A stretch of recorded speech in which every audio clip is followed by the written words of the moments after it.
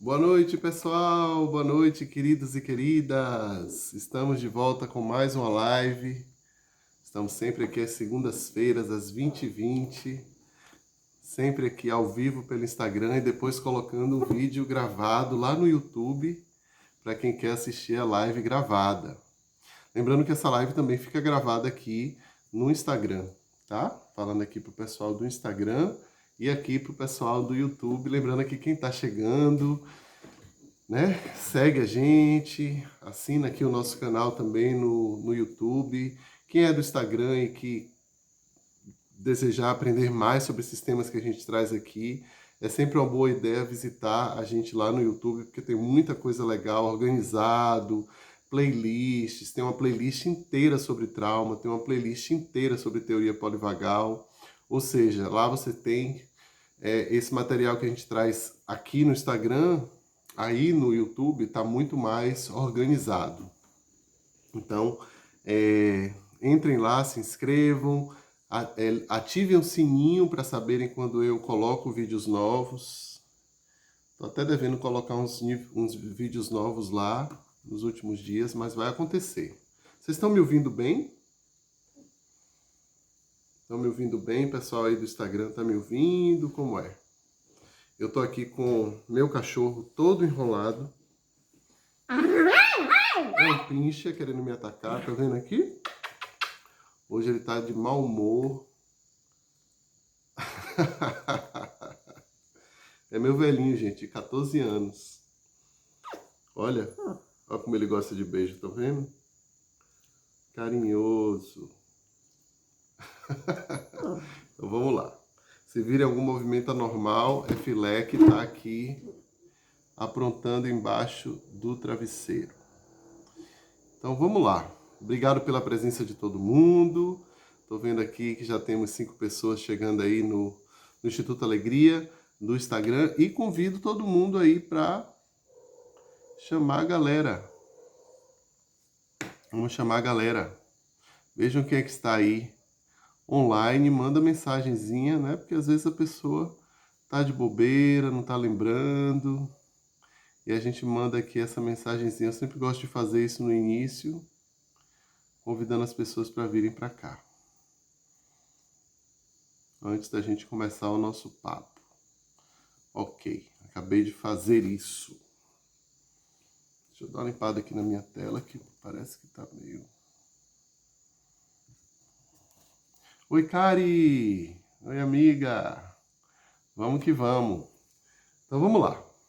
Primeira coisa, eu gosto sempre de dar uma introduçãozinha, né? Essa mania de professor que a gente tem de dar uma introdução, de ajustar aí o contexto. Então hoje a gente vai falar sobre sentimentos escudo, né? Mas antes disso a gente precisa entender um pouquinho o que são sentimentos. A gente pode fazer uma distinção entre sentimentos e emoções que é bastante interessante. As emoções, elas são coisas que a gente sente no nosso corpo e que a gente às vezes não consegue explicar e dar um nome, né? Ou às vezes a gente nem está se dando conta de que aquela emoção está presente ali pra gente. Quando esse algo que a gente está sentindo no corpo, ele ainda não tem um nome, ele ainda não passou pelos processos de reflexão, a gente vai chamar esse algo de emoção. E vamos chamar de sentimento essa emoção quando ela está mais elaborada, né? Quando ela está mais, quando ela passa pelo cognitivo, quando ela passa pela nossa consciência, quando a gente muitas vezes até compreende aquele sentimento, sabe de onde ele veio, ou seja, entrou aí algum tipo de processamento que é um processamento mais racional, mais cognitivo. E aí a gente tem o que a gente vai chamar de sentimento, tá? No geral aqui a gente vai falar de sentimento e emoção como se fossem a mesma coisa, tá? Não vou fazer essa distinção durante a live, trouxe a distinção aqui para vocês só para que a gente possa, para que vocês possam ter essa informação, certo? Mas vamos falar de sentimentos escudo.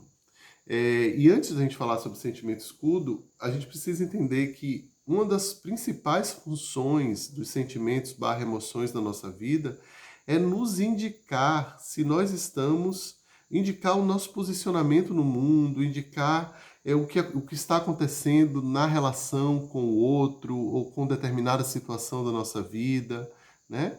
Então, se você se aproxima de uma coisa que causa em você medo, esse sentimento vai guiar você a se afastar daquela coisa que te traz ameaça. Se você perdeu alguma coisa importante para você na vida, o sentimento da tristeza vai vir como um sinalizador da importância daquela coisa para você. Se você sente raiva, a raiva tem o intuito de nos colocar em movimento para que a gente possa chegar em algum novo patamar. E também ela vai surgir quando a gente, por exemplo, sente que os nossos limites foram invadidos, certo?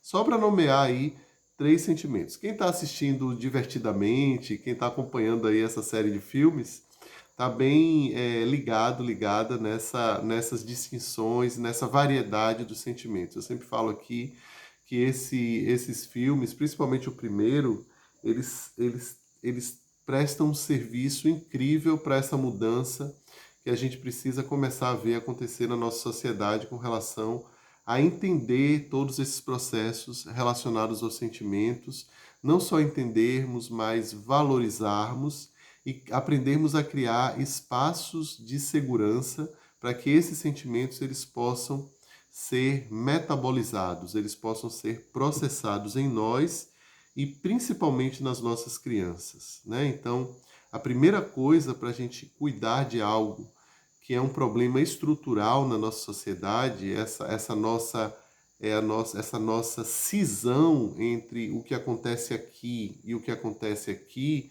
entre mente e corpo, né? Emoção, a emoção está no corpo, o racional está na mente, a emoção está no corpo. É uma visão bem cartesiana, né? Inclusive eu estou usando essa linguagem cartesiana, quando na realidade a gente sabe que tudo é uma coisa só, tudo está funcionando ao mesmo tempo. E como nós estamos muito separados dessa noção de que a nossa experiência humana é uma experiência racional barra emocional, são as duas coisas acontecendo ao mesmo tempo, como a gente não tem noção disso, a gente não foi ensinado a reconhecer isso, a nossa experiência fica muito limitada, né? É como você estar num paraíso, imagina você aí, sei lá, me veio aqui os Lençóis Maranhenses, e você põe uma venda no olho e você só consegue sentir a brisa do mar, o cheiro das lagoas, você consegue sentir que você está pisando numa areia, mas você não sabe a cor da areia, você não sabe a cor da água, você está com seus sentidos, a visão pelo menos ali está embotada, ela não está conseguindo enxergar a grandiosidade do espaço onde você está. Assim é com a nossa experiência pessoal, nós estamos embotados aqui, né? E a parte daqui para baixo, né, que é onde a gente sente, onde dá dor no estômago, onde a gente sente o frio na barriga quando a gente pensa em alguma coisa que a gente está se sentindo ansioso, todos esses sinais, eles se constroem no nosso corpo, né? E a gente ainda está tentando racionalizar as emoções, né? Então a gente acaba vivendo uma experiência que ela não é uma experiência integrada, ela não é uma experiência saudável, porque a saúde é uma questão de integração, né? Para que eu esteja com saúde, meus diversos sistemas internos, eles precisam estar bem diferenciados, né? Assim, tipo, o meu estômago precisa estar fazendo a sua função, os meus intestinos a sua função, os meus rins as suas funções, a sua função, as suas funções, e todos eles precisam estar também interconectados. Assim é quando a gente fala em razão e sentimento. A gente precisa ter essa conexão, né? Mas essa cisão, ela não aconteceu ao acaso, né? Esse estado em que estamos hoje, em que nós estamos muito desconectados do corpo, isso não é um estado que surgiu do nada, ele surgiu por causa de um trauma, né? Um trauma coletivo. Aliás, diversos traumas de caráter coletivo que nós fomos vivenciando como sociedade, que acabou nos separando mesmo, separando a mente do corpo. E por que a gente separa a mente do corpo? Aqui eu vou usar a palavra técnica, dissocia, né? Uma coisa que está associada, naturalmente associada, a gente dissocia, a gente fragmenta, a gente separa, né? Sabe por que isso aconteceu? Imagine aí, gente, todos nós fomos para a escola e estudamos história, né? História fala de guerra, de conflito, de problema, de morte, de holocausto, de uma série de traumas terríveis que nossos ancestrais atravessaram e que nós hoje estamos tendo aí grandes desafios também para existir nesse planeta. Então, o que é que resta quando você está diante de uma situação altamente desafiadora, né? E você não pode fazer nada, né? Quando você está diante, por exemplo, como Gabor Maté, né? Ele narra no livro dele, O Mito do Normal, que ele nasceu judeu, ele nasceu numa família judia na época do nazismo. Então ele disse assim, todas as crianças choravam ao mesmo tempo, eu não parava de chorar, né? Então o que foi que ele precisou fazer diante de uma situação tão terrível? Ele precisou ir para a cabeça. E ele é um cara inteligentíssimo. Acabou ganhando isso, né? Ele fala isso. Houve uma cisão profunda em mim. Porque eu não tinha como sustentar, o meu corpo não tinha como sentir aquela experiência de medo que existia, que estava circulando, né, na Europa naquela época. E aí você ser judeu ali, imagina o sentimento de medo dos pais, da mãe, e ele vai trazendo todo esse cenário. Então a solução nesses casos é uma dissociação. É a gente simplesmente ir para um lugar onde eu não preciso sentir essa dor. Porque sentir essa dor seria algo absolutamente intolerável, né? Então, o tema central hoje do nosso trabalho aqui é sentimentos escudos, mas a gente precisa entender que o mecanismo que faz com que surjam esses sentimentos, né, que nos protegem de algo, é um mecanismo muitas vezes dissociativo. É um movimento de fragmentação da nossa experiência. Eu fragmento para que eu possa suportar, né?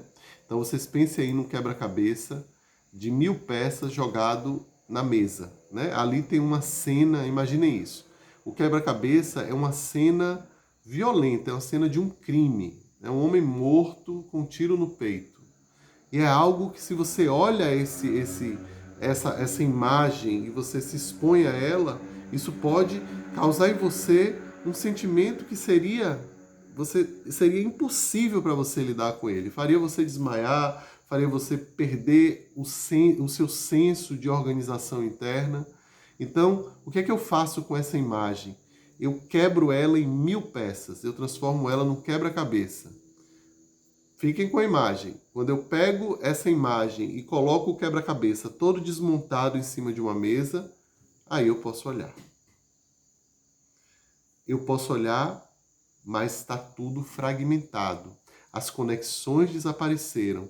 A minha experiência está uma em cada ponto da minha vida. Não existe integração, não existe unicidade, não existe mais um eu. Eu já não sei quem eu sou, né? Então eu estou em outro lugar, eu perdi a conexão com o mundo, eu perdi a conexão com as pessoas, eu perdi a conexão com o meu sentir, né? Então, essa imagem do quebra-cabeça eu acho fantástica, porque ela diz muito do que acontece conosco quando estamos traumatizados, né? A gente fragmenta a nossa experiência e, portanto, perdemos junto com isso a capacidade de compreender quem nós somos, o fluxo, né? E quem nós somos, gente, é assim. Eu vim de um lugar, eu vivi tais experiências, eu vim de um lugar não apenas físico, né? Vivi as experiências e caminhei, cheguei até aqui e eu sou o resultado de todas as experiências que eu vivi. Então, essas experiências que eu vivi, elas de alguma forma, se eu busco essa integração, esse autoconhecimento, esse processo de crescimento pessoal, essas informações sobre a minha história, elas precisam estar não apenas diferenciadas no sentido de olha, eu sei que em tal ano aconteceu comigo tal coisa que me causou tal dor, né? E eu vivi essa dor, foi difícil, fui para terapia, depois houve uma outra coisa que aconteceu e que me levou de tal lugar para tal lugar. E aí você vai narrando a sua história e vai conectando os fatos e hoje você diz assim, esse sou eu. Eu sou o resultado de todas essas experiências, né? Então eu me ponho aqui no mundo como alguém que viveu uma experiência, viveu experiências e que se tornou quem eu sou, com minha potência, com minha dor, com os desafios que eu ainda tenho que lidar, né? Mas para isso, eu preciso ter essa história que pode ter sido em algum momento na minha vida fragmentada, reconectada, integrada, para darmos a ela um novo significado, uma nova maneira de olhar para a minha própria vida. Não mais fragmentada, mas também com a imagem nova que eu posso construir a partir disso, né? Então, essa imagem do homem morto, eu agora posso olhar para ela e dizer, não, isso aqui aconteceu, foi difícil pra caramba, foi muito sofrimento, e eu superei. Eu ainda olho, ainda me traz um aperto no coração, mas hoje eu posso olhar. Eu posso olhar sem precisar fragmentar a imagem. Eu posso olhar com o meu eu integral, eu todo aqui olhando para isso. Então eu estou em contato com minha dor, eu estou em contato com o meu pesar, eu estou em contato com minha tristeza, eu estou em contato com o meu alívio de que isso passou, e eu estou comigo, eu estou presente aqui para essa experiência. Beleza? Esse é o primeiro ponto. Primeiro ponto que é a integração, para a gente começar a entender que os sentimentos escudo, eles são sentimentos que vão nos ajudar nesse processo de fragmentação. Eles estão presentes nesse processo de fragmentação, certo? E já vamos falar sobre isso. Eu quero aqui ver os comentários, eu acho que temos algumas pessoas comentando. Christian, que live maravilhosa, que bom, Christian, que você está gostando, que bom que você está seguindo a gente. Adoro conversar com os psicólogos. É isso, José, é forte, né? Exemplo perfeito, eu vejo... Christian diz aqui, exemplo perfeito, eu vejo sem ver isso, aparece muito na clínica. Não entendi bem a frase. Não sei, explica melhor para mim. Boa noite, Léo. Você é sempre maravilhoso. Obrigado, meu amor. Sensacional. Obrigado, Josi. Vamos juntos. Vamos juntos. Chama a galera aí. Ainda tem muita coisa para a gente ver. Então, o que são esses sentimentos escudo, né, de que a gente está falando? São emoções que vão aparecer para nos proteger de alguma coisa que a gente considera difícil ou doloroso de sentir. Mas veja, quando eu falo assim, a gente considera, esse agente aí não é um agente necessariamente consciente.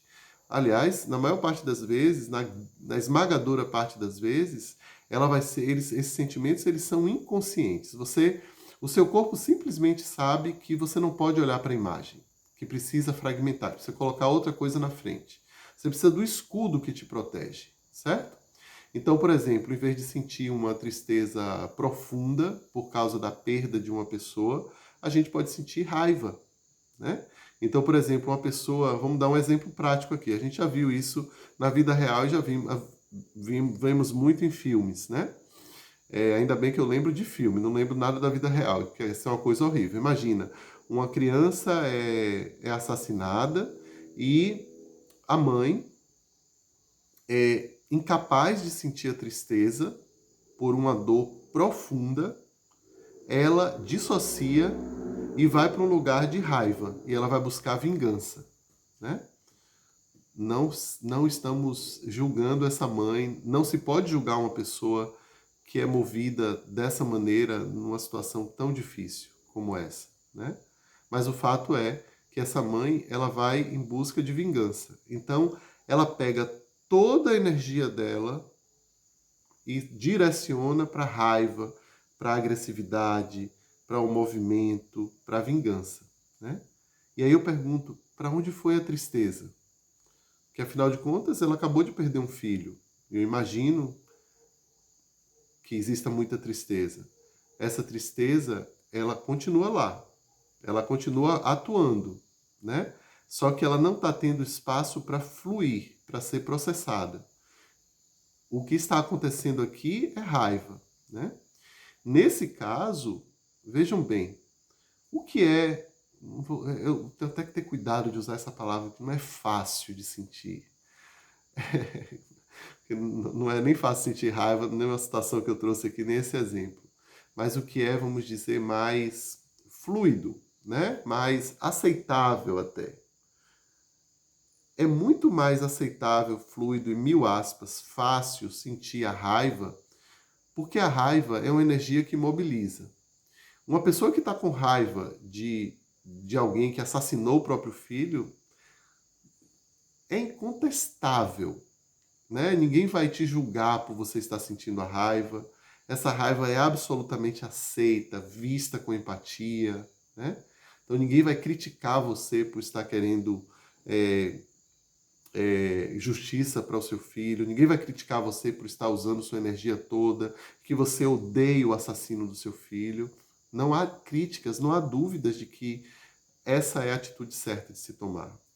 Então, a raiva, ela tem aí, nesse exemplo específico, credibilidade, né?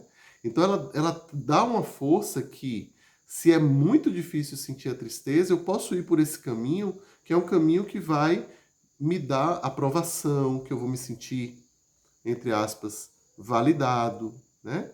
É uma coisa de movimento, é uma coisa de para fora. Então, isso tudo faz com que eu não precise olhar para a profunda tristeza, porque a tristeza, diferente da raiva, é um sentimento que me põe num casulo. E é um sentimento tão difícil de sentir, principalmente porque a gente teme que, entrando na tristeza, a gente nunca consiga mais sair dela, né? Quando, na realidade, a tristeza, e como qualquer outro sentimento, precisa ser sentida para que ela possa desaparecer. Ela possa não desaparecer, mas talvez integrar e ser processada. Né? Todos os sentimentos precisam desse processo. Mas se eu não consigo fazer isso e vou para a raiva, essa tristeza ela continua atuando lá. Né? Então é muito mais difícil encarar de frente a realidade da morte do filho e a tristeza que me pega, do que encarar de frente uma vingança contra o assassino do filho. Né? Perfeitamente compreensível, né? Nos solidarizamos com uma situação como essa. No entanto, vai trazer consequências para essa pessoa no futuro se ela não tiver a oportunidade de acessar a real, o que a gente vai chamar de sentimento primário, o sentimento que foi o causador de todo o processo, ou melhor, o sentimento gerado primariamente por causa de um evento. Outros sentimentos, pode haver raiva, pode haver medo de que isso aconteça de novo, pode haver nojo da pessoa que fez isso, enfim, pode haver outros sentimentos. Agora, um fica preponderante e ele serve de escudo. Beleza? Estão entendendo aí direitinho qual é a proposta? Conceição podemos fazer uma analogia com a constelação familiar. Como assim, Conceição? Dá um exemplo pra gente. Vamos unindo as coisas. Fala aí um pouquinho. A tristeza é um sentimento belo, porém parece que ficar somente triste, parece que a morte é em vão. Parece que ficar somente triste, parece que a morte... A tristeza é um sentimento belo, porém parece que ficar somente triste, parece que a morte foi em vão. Sim. Exatamente. Então precisa se movimentar, precisa fazer alguma coisa, né? Exatamente. Agora, lembrando o seguinte, essa não é geralmente uma decisão consciente. A pessoa não decide, eu vou ficar com raiva para não ter que sentir a tristeza, né? Obviamente, essa é uma decisão, em primeiro lugar, que parte da nossa fisiologia, do nosso sistema nervoso autônomo. É o nosso sistema nervoso autônomo que vai desligar a possibilidade de sentir tristeza e vai ativar o sistema, a gente chama de sistema de simpático, que é o sistema que vai nos colocar em movimento. A tristeza, a ativação, a teoria polivagal nos ensina isso, né? Que a ativação da tristeza é uma ativação dorsal, é uma ativação de paralisia. É um lugar perigosíssimo da gente estar durante muito tempo, né? porque a nossa fisiologia ela fica muito debilitada quando estamos nesse estado dorsal. Então a tristeza, a vergonha também é um sentimento dorsal, a raiva, o medo são sentimentos com energia mais simpática, né? A energia simpática no sentido mesmo do sistema nervoso simpático, é o sistema de mobilização, né? Então, esses sentimentos, eles servem mesmo para afastar o que está nos incomodando, ok? Mas a gente paga um preço por isso. Ah, sim, Marilda. Muito importante essa relação entre raiva e tristeza. Não tenha dúvida disso. A gente vê isso acontecer muito, muito mesmo, né? Olha, eu diria para vocês que eu acho que existem todos os sentimentos desagradáveis são muito desagradáveis de sentir. Ninguém quer sentir tristeza, ninguém quer sentir medo, ninguém quer sentir raiva, ninguém quer sentir nojo, né? Esses sentimentos não são fáceis de ser sentidos. Mas existe também uma. Eu estava pensando hoje sobre isso. Existe um viés aí muito cultural e inclusive um viés de gênero, né? Então, por exemplo, homens são muito mais autorizados a sentir raiva do que mulheres. Não sei se vocês concordam comigo. Uma mulher que está com raiva, ela vai ser chamada de maluca, de neurótica, né? Sem noção. Um homem que está expressando sua raiva já é visto de outra maneira. O medo, ele é muito mais aceito para as mulheres do que para os homens. Homem que sente medo, chorando com medo, né? Então vocês veem que esses graus de dificuldade que cada sentimento vai apresentar, isso também precisa ser contextualizado, a sociedade em que isso está acontecendo, a pessoa. Então tudo isso vai se juntar, né, na criação dessas psicodinâmicas, né, em que um sentimento encobre o outro. Isso tudo vai se basear não esse exemplo que eu dei da raiva substituindo a tristeza é um exemplo dentro de um contexto. Se essa mãe, por exemplo, que perdeu o filho, ela não teve o aprendizado necessário para expressar a raiva dela, talvez ela fique presa nessa raiva o resto da vida, né? Qual é o aprendizado que a gente precisa ter na organização desses sentimentos? Que os sentimentos precisam existir, eles precisam fazer uma carga no nosso corpo. Por exemplo, a raiva, ela precisa ser carregada, né? A gente precisa sentir a carga, a força nos músculos. A gente precisa sustentar essa raiva durante um tempo que for necessário. E quando a situação se resolve, a gente precisa deixar a coisa ir, né? Muitas vezes até desistindo. Palavrinha, hein? Algumas pessoas ouvem essa palavra desistir e dizem assim, isso não existe para mim. Eu não desisto nunca. Repensem. Vou gravar um vídeo sobre isso em breve. Vou falar sobre isso num desses videozinhos que a gente tem publicado aqui. Que essa coisa de eu não posso desistir nunca, eu não sei não.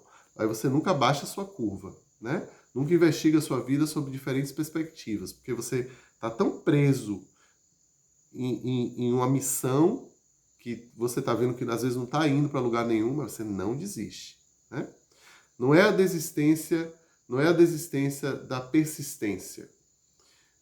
E outra coisa, tudo bem não desistir. O problema é quando desistir não é uma opção. Vou repetir. Tudo bem em não desistir. O problema é quando eu não tenho a opção de desistir. Ter a opção de desistir já torna tudo muito mais saudável. E aí você persiste, né? Mas onde é que eu estava mesmo? Eu me perdi aqui. Mas vamos ver aqui os comentários. Fiquei curioso com a constelação familiar. Muito importante ler essa relação entre raiva e tristeza. Josi disse, poderíamos dizer que a raiva é o sentimento mais escudo que temos? Não, não. Às vezes, viu, Josi, sabe qual é o sentimento escudo mais presente para algumas pessoas? A alegria. A alegria. Né? Que não é alegria, na realidade, é euforia. A pessoa coloca euforia em tudo que faz para não entrar em contato com outras coisas, né? Com a tristeza, por exemplo, com o medo, né? Não, eu não arriscaria dizer que é o sentimento mais escudo. Eu não arriscaria dizer isso, não. Mas é muito poderosa mesmo, não tenho dúvida. Não tenha dúvida. Conceição diz assim: na constelação familiar aceitamos o que passou, agradecemos e seguimos com o que acreditamos. Sim, então é isso. Conceição, faz todo sentido mesmo. Josi diz: vejo a raiva se manifestando muito tempo todo. Parece que estamos todos raivosos. Aham, eu concordo. É verdade.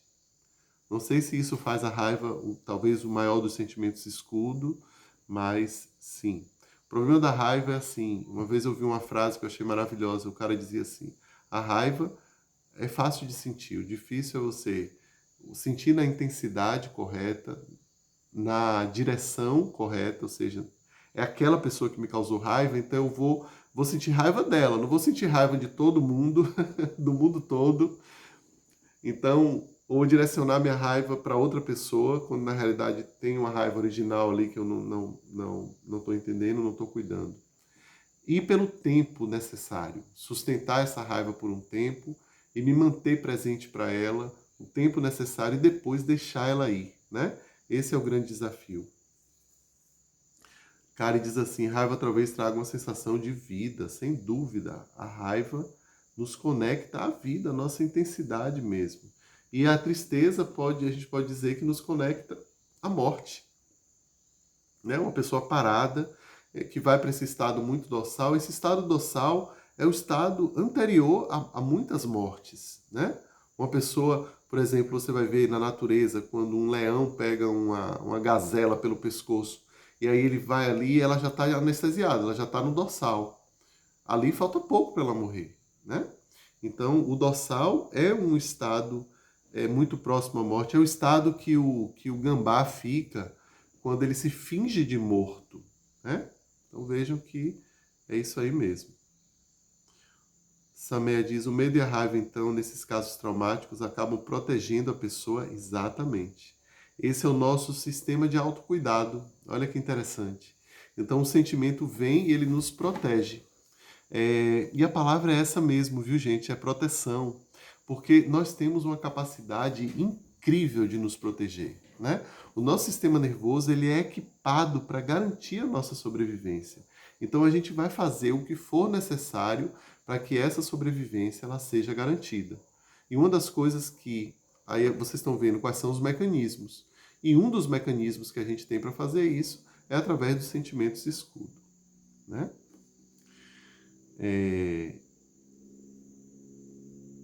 Vamos aqui. Deixa eu ver aqui.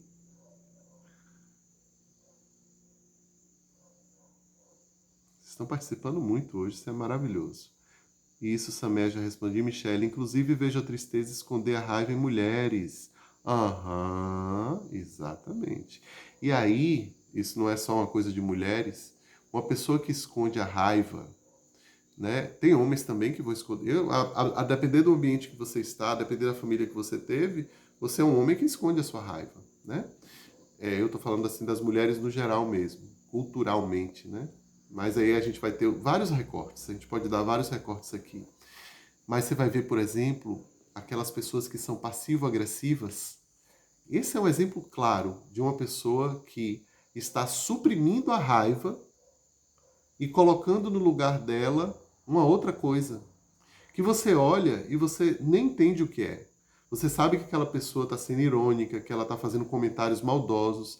Você vê na expressão dela que existe algo de errado ali, né? Nossa, isso se chama agressividade passiva. Existe uma agressividade querendo aparecer, mas que não foi autorizada em algum momento da vida dessa pessoa e ela aprendeu a expressar a raiva com um sorriso no rosto. E um sorriso que não dá um match com o que está acontecendo dentro dela, né? E aí a coisa complica. Então, estou lembrando aqui agora, o exemplo da agressividade passiva é um exemplo de um sentimento escudo, né? Protegendo o sentimento da raiva, né? Agora, que sentimento é esse? Eu não consigo aqui pegar, mas me ajudem. Uma pessoa passiva-agressiva, qual é o sentimento escudo que ela está colocando aí no lugar dessa agressividade, dessa raiva que ela está sentindo. Vê se vocês se inspiram aí para dar essa resposta para mim. Estamos aprendendo juntos aqui. Oi, Marcela! Seja bem-vinda, querida. Ah, você odeia desistir, né, Marcela? Ok. Desistir é uma atitude importante, agressividade saudável, exatamente. Pega seu lado competitivo. Ou desisto ou continuo doente.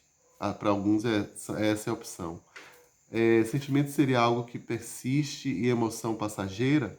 Não, a gente tem definido lá no início da live, eu expliquei. E é até bom você perguntar, porque quem chegou depois pode. Eu não estou fazendo uma distinção técnica entre sentimento e emoção. Eu acho que não é o caso da nossa noite aqui. Mas lá no início eu expliquei o seguinte: os sentimentos eles passam pela cognição, eles passam pelo pensamento. Então você diz assim: eu estou com raiva por causa de tal e tal coisa. Então raiva aqui é um sentimento porque ele já está mais elaborado, ela está mais elaborada, né? Mas se você está sentindo um vulcão dentro de você e você não sabe explicar o que é, as crianças, por exemplo, entram muito em contato com isso. Existe algo no seu corpo querendo trazer uma mensagem, mas ainda não tem um nome. Por exemplo, né? Esse exemplo que eu dei agora, a agressividade passiva. A agressividade passiva, ela está com certeza escondendo uma raiva, mas o que está na superfície? Eu ainda não estou conseguindo captar. Então isso ainda está no campo eu imagino como uma pessoa passiva-agressiva se sente, mas eu não sei exatamente o que é que ela sente. Então a gente tecnicamente chamaria isso de emoção. E o sentimento é quando passa pelo crivo aí da razão. Michele diz aqui, a raiva é barulhenta, acho que por isso parece chamar mais atenção. Uhum. Necessariamente barulhenta, né? A tristeza é silenciosa. Então, olha, vamos pensar o seguinte, gente.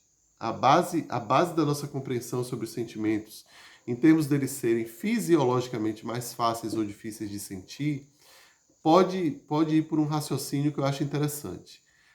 Todo mundo já ouviu a seguinte frase: vida é movimento, né? Estar vivo é estar se movimentando. Se você olha o monitor cardíaco de um hospital, enquanto tiver movimento, subindo e descendo, a pessoa está viva. Quando ela morre, é uma linha reta, não tem movimento, certo?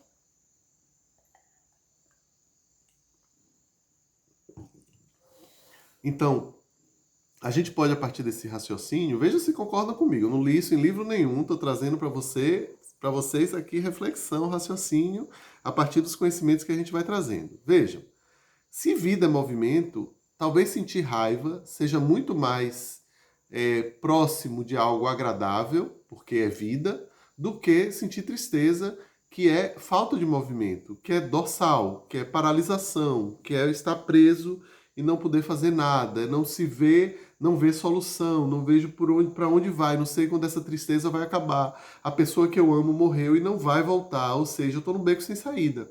O que é que me resta aqui? Não tem o que eu fazer. Então, estarmos nesse estado de não tem movimento, não tem possibilidade de movimento, é estar muito próximo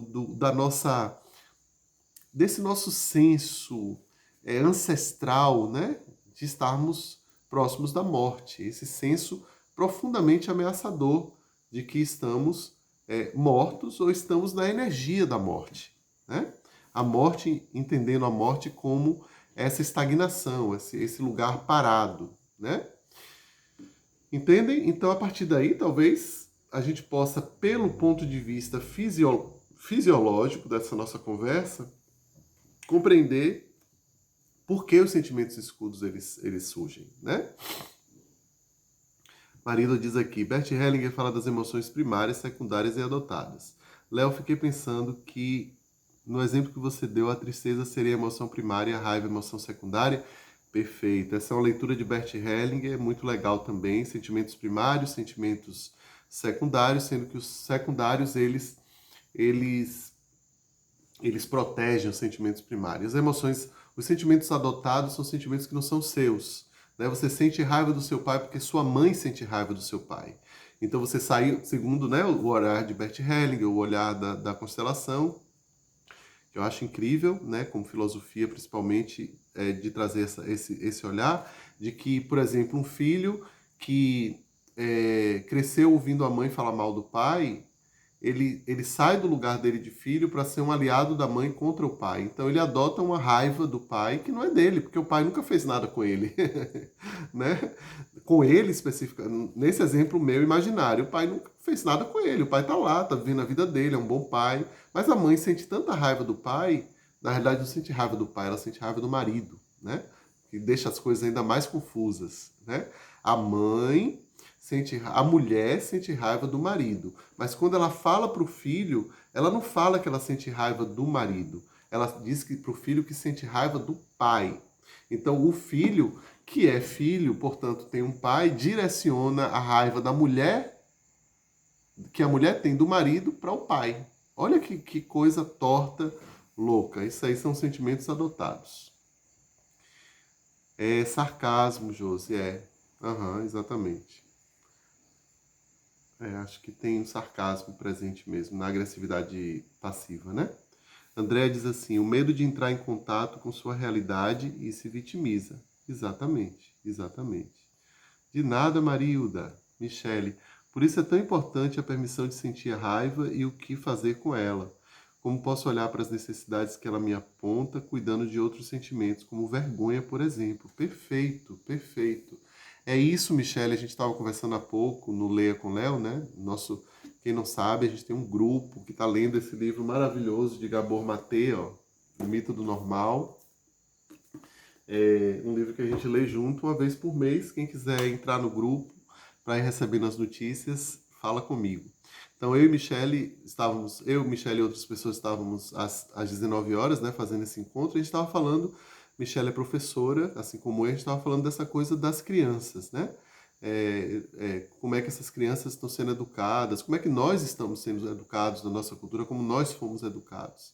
E realmente vocês sabem que a vergonha, ela é uma arma letal contra qualquer ser humano. Né? Quando uma criança faz uma coisa errada e a gente diz assim, você é mal educada, e não o que seria mais adequado, o que você fez não foi certo, ou seja, o problema não é você, não existe não existe algo de errado, defeituoso em você, existe algo inadequado no que você fez. E entendendo que você é apenas uma criança, eu estou aqui para educar você e dizer que você não pode fazer xixi no meio da sala. Mas isso não torna você uma pessoa assim ou assado. Isso não traz para você um rótulo, um adjetivo que você jamais vai conseguir se livrar na vida. Então a vergonha, ela é causada, ela é utilizada na nossa educação para não faça isso, porque se você fizer isso, você será tal coisa. Né? Então, mulheres que sentem raiva são mulheres neuróticas. Homens que sentem medo são fracos, sei lá. Né? Então, a gente vai trazendo esses rótulos e, através dessa vergonha tóxica, a gente massacra. Né? Então, aí, se eu sinto vergonha, uma vergonha que me inibe, que assim como a tristeza é um sentimento que dorsaliza, né? Vão aprendendo essa linguagem, dorsalizar, me fazer desaparecer, ir para um lugar de visibilidade, ativar essa região minha do nervo vago, que é a que me faz me encolher do mundo, aquela sensação mesmo de querer enfiar a cabeça num buraco e desaparecer. Se eu estou impregnado dessa energia, eu não consigo ter agressividade saudável. Saudável. Expressão do que eu sinto, expressão da minha tristeza, expressão do meu amor, expressão da minha alegria, expressão da minha raiva, expressão do meu medo. Né? Ficamos presos nessa. Se eu chorar, é porque eu não posso chorar. Porque se eu chorar, alguém vai olhar para mim, apontar o dedo e dizer chorão. Eu vou ganhar um rótulo. E isso me envergonha. Né? Vou abrir um parêntese aqui. Eu estou assistindo uma série na Netflix. Eu estou absolutamente encantado.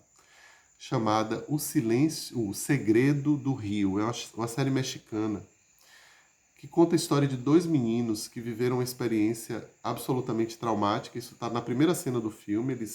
Eles se envolvem num acidente com um homem que estava abusando um deles.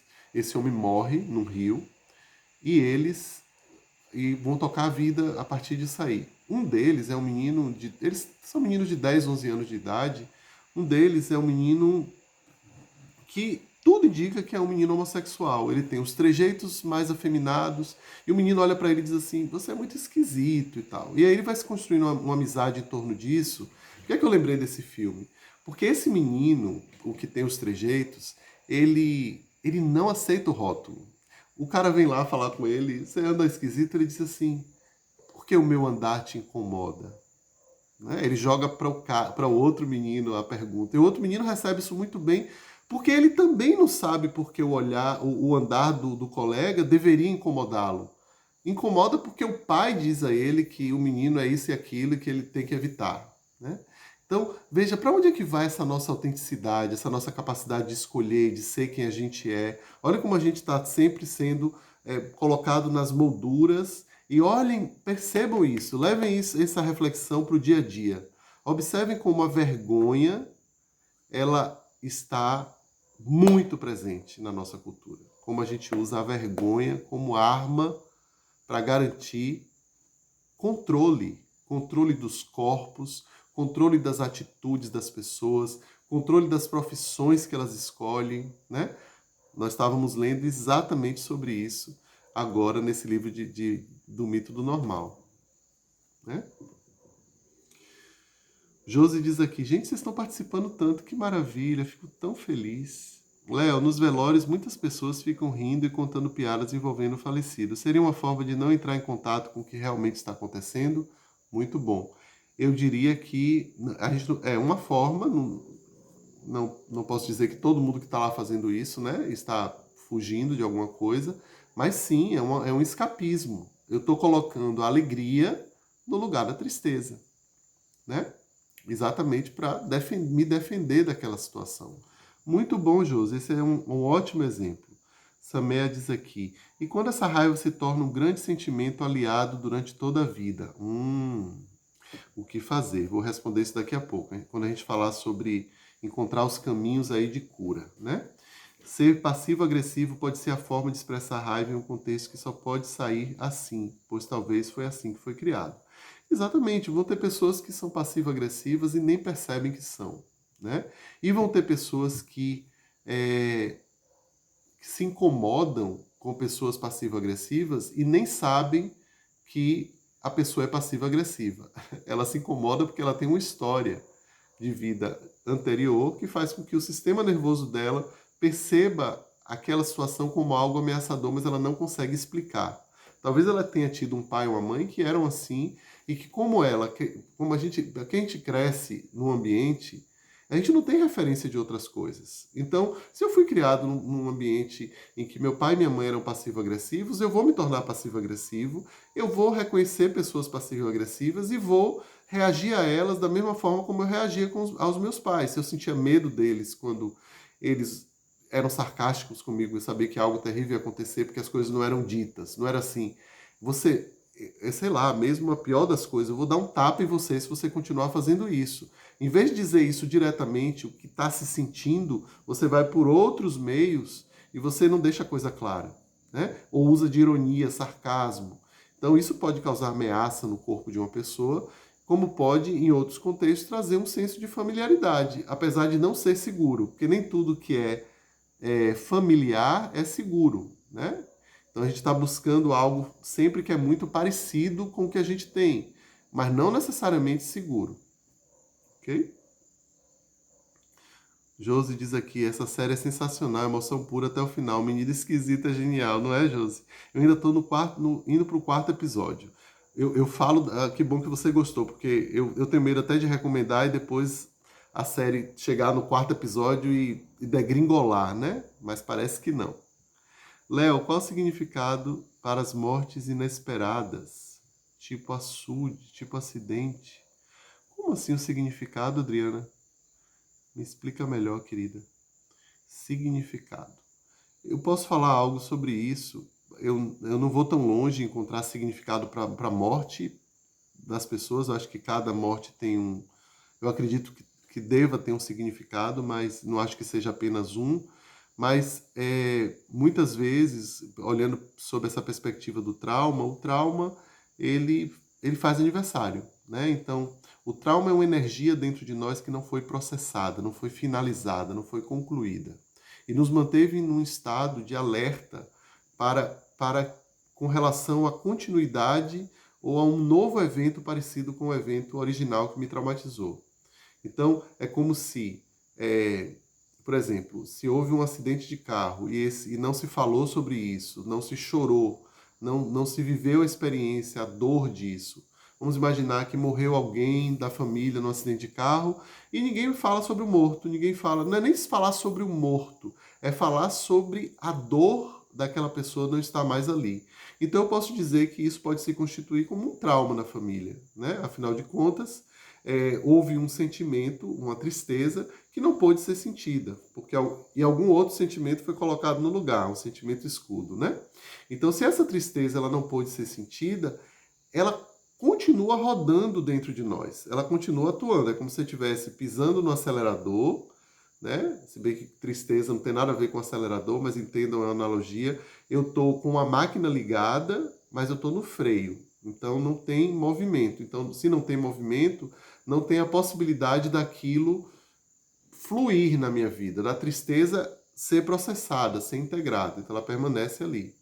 Aquela tristeza, ou o que quer que seja, que fica dentro de mim, ela pode vir a inconscientemente provocar uma outra situação muito parecida, né? E a gente vai dizer assim, o filho morreu igual o pai. Muitas vezes, essa história desse filho é uma repetição do destino do pai que não resolveu porque o pai nunca foi mencionado, nunca foi falado, nunca foi sentido. Então, o sistema, ele vai buscando sentir novamente, ou viver a experiência novamente. Esse é um dos casos em que a gente pode olhar um acidente a partir desse ponto de vista. Transgeracional. Você pode pensar também em pessoas que, por exemplo, gente, quando você... Imagina que você cortou seu dedo. E aí você percebe que... Vamos pensar que é o dedão do pé. E aí, naquele dia que você está com o pé completamente inflamado, doendo, 3 pessoas pisam no seu dedão. O que é que explica isso? Terrível, né? O que é que explica isso, gente? O fato de que uma das explicações é que quando você fere uma parte do seu corpo, os limites eles ficam muito expostos, né? Então, você perde, por menor que possa ter sido o corte, você perdeu a integridade da pele, você perdeu a integridade do tamanho do dedo, né? E o nosso corpo, ele sabe das coisas milimetricamente. Olha que incrível, ó. Eu fecho os olhos e sei exatamente onde é a ponta do meu nariz. Vocês já pararam para pensar o quanto é incrível a gente poder fazer isso, ó? Eu sei onde é a ponta do meu nariz e eu não estou olhando. Então é claro que eu tenho a noção do contorno da minha pele. Se eu sou uma pessoa saudável, eu tenho isso. E aí quando eu corto o dedo, machuco o dedão do pé, esse limite ele deixa de ser bem organizado ali. E aí as pessoas invadem esse limite, né? Então, por que eu estava falando isso? Acabei de esquecer. Contei a história do dedão. Sim, pronto. Então, isso explica porque a gente acaba, quando a gente está ferido por dentro, quando os nossos limites foram invadidos, por exemplo, por um trauma, a gente tende a repetir a mesma história porque a gente fica mais vulnerável. É como o dedo que se machuca de novo, né? Não sei se fica claro aí para vocês. Um empresário de BH foi tentar salvar um funcionário de uma das máquinas de lavar que caiu em cima e a máquina tombou e matou o empresário também. Ai, que triste. Entendi, você está falando desses significados, né? Realmente não saberia. A constelação às vezes mostra, né, uma resposta para isso. Mas vamos lá, vamos caminhar. Eu pensei aqui algumas historinhas, só para a gente terminar com as ilustrações, certo? Olha, Carlos, um homem que usa a raiva para esconder o medo de ser rejeitado, resultado de uma infância onde suas vulnerabilidades foram invalidadas pelo pai. A raiva o impede de acessar sua tristeza e de se conectar de maneira profunda com pessoas ao seu redor. Então, aquela pessoa muito raivosa, né, da firma que você trabalha, ela pode estar escondendo uma impotência ou uma tristeza profunda. Eu gosto muito dessa relação entre raiva e impotência. Uma pessoa que, quando a gente vive uma situação de muita impotência, né, principalmente se for em relação aos nossos pais, que, por exemplo, nos bateram em nós, e a gente não pode direcionar a raiva para eles, ou seja, essa raiva ela precisa ser substituída por alguma outra coisa, né? A gente vai direcionar essa raiva para outros meios, para outros fins, né? Então, isso é muito interessante, porque essa raiva ela vem associada a um sentimento original de impotência. Olha que interessante. Você se sentiu... E aparentemente, uma pessoa com raiva, ela tem potência, né? Mas a expressividade dessa potência, ela não vem junto com a dor de ter sido machucado lá atrás. Ela está desconectada dessa dor. Então, ela sente a força da raiva, mas é uma raiva que muitas vezes se transforma em violência, exatamente porque não tem a força da sua própria história ali, né? Não está conectada a uma impotência. Então, o que é que a gente vai fazer com esse tipo de raiva em consultório? A gente primeiro trabalha a impotência. Em primeiro lugar, gente, aqui já caminhando para essa conclusão que a gente vai fazer, em primeiro lugar, eu preciso acessar essa sensação de impotência. Então, para que eu possa começar a sentir a tristeza e deixar de lado a raiva que foi o escudo, eu preciso começar a sentir a tristeza. É difícil fazer isso, mas existem terapias, existem maneiras tituladas, no sentido de serem assim, um pouquinho de cada vez, em que é possível sim a gente começar a acessar tudo isso, né? É importante também que a gente fique atento no nosso dia a dia com relação ao acoplamento dessas sensações, né? Quando você sentir raiva, observe se essa raiva não está protegendo uma outra coisa. Quando você sentir alegria, né, euforia, observe o que mais tem ali. Uma das coisas que fazem com que a gente não consiga lidar com esse tipo de situação é porque às vezes até existe uma razão para o sentimento. Por exemplo, existe uma razão para a raiva dessa mãe cujo filho foi assassinado. Claro que existe uma razão, a gente falou isso. E existe uma razão também para a tristeza. Então, a gente não deveria ter que escolher entre uma coisa e outra. Eu poderia sentir a raiva e a tristeza, né? As duas coisas. Mas parece que numa sociedade muito cartesiana, sentir as duas coisas é muito incompatível, né? Então, uma das dicas que eu dou é que sentimento está por trás, né? Culpa, por exemplo. A culpa é um sentimento que a gente bota na frente da raiva. Você se aborreceu com a sua mãe hoje de manhã porque ela invadiu sua casa e não te respeitou. Foi lá e falou umas coisas pro seu marido que ela não devia ter dito. Você ficou puto da vida com ela e foi lá e tratou ela com frieza no telefone. E aí ela se aborreceu com você e desligou o telefone e você disse assim, poxa, que culpa, tadinha de minha mãe, como é que eu posso fazer isso com ela? E aí você começa a sentir culpa, culpa, culpa, culpa.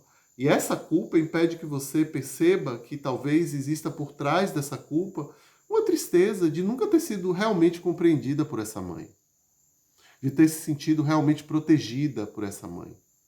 Então essa dor dessa tristeza, ela é difícil de ser acessada e aí eu coloco no lugar a culpa. Então a dica que eu dou para vocês é parem um pouco nessas horas e fiquem com a culpa, fiquem com a raiva, fiquem com o sentimento que está mais disponível, mais visível naquele momento. E observe se ele está assumindo o papel de protetor de algum outro sentimento que seria mais difícil de sentir. E aí você se dar conta disso, gente, faz toda a diferença. Vou contar uma coisa para vocês aqui. Até ontem de tarde eu não sabia o que é que eu ia trazer aqui para vocês hoje na live.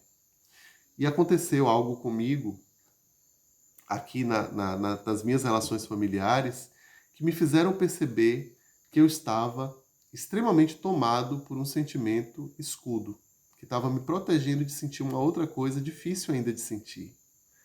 E eu parei, e isso só pôde acontecer de fato porque eu parei e senti o sentimento que estava na superfície. Dei um espaço para ele, abri um diálogo, me mostrei ali presente para observá-lo, para estar com ele, sem ser intrusivo, sem querer que ele mude, apenas ali, presente para ele. E aí eu descobri que ele estava escondendo outro sentimento, né? Isso foi muito rico para mim e gerou esse papo todo que a gente está vendo aqui, né? Então, vale a pena vocês fazerem o seu trabalho de autoconhecimento, porque muda muita coisa, tá? Vamos ver aqui. Eu vou ler a mensagem de vocês e a gente encerra a live.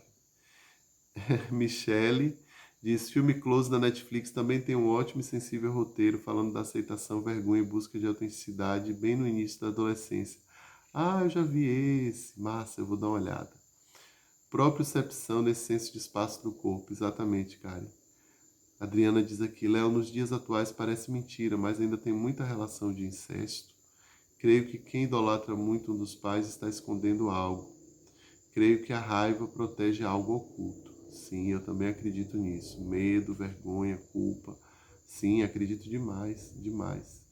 É muito difícil sentir raiva. Raiva é um sentimento muito difícil de sentir. Eu falei lá no início, porque ela precisa vir na intensidade correta, ela precisa ir na direção correta, ela precisa permanecer por um tempo, a gente precisa sustentar a raiva durante um tempo, mas ela precisa também ir embora, a gente precisa desistir dela em algum momento e não ficar se grudando a ela, como nos casos que a gente vê em filmes de vingança, em que a vítima acaba se tornando o agressor depois, né? A gente inverte os papéis, já vimos coisas assim. Oi, Ideia. Sim, a gente sempre fala de sentimentos aqui, Ideia. Vamos ter sim. Sempre estamos falando de sentimentos aqui. Quase não tem como a gente fazer live aqui sem falar de um sentimento ou de outro. Viu? Sim, falamos sempre.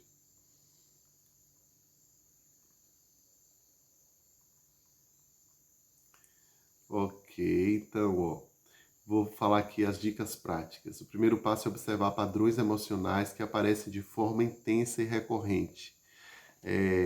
Por exemplo, raiva constante, euforia exagerada, talvez aí esses sentimentos estejam encobrindo algo mais profundo, tá?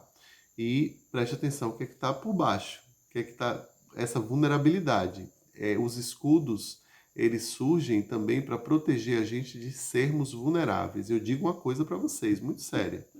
Não existe cura sem vulnerabilidade. A gente precisa ampliar cada vez mais a nossa janela de tolerância, a nossa capacidade de nos sentirmos vulneráveis, né? Quem quer aprender sobre vulnerabilidade tem Brené Brown, que é maravilhosa nisso, que fala exatamente disso. Para a gente crescer, a gente precisa estar vulnerável. E sentir esses sentimentos que estão escudados, né, estão protegidos, é um momento de profunda vulnerabilidade. É uma das razões pelas quais é difícil senti-lo, né?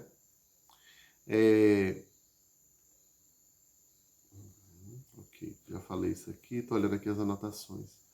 E aí vem um sentimento que é essencial nesse momento, que é a autocompaixão. Eu preciso ter autocompaixão por mim mesmo, né?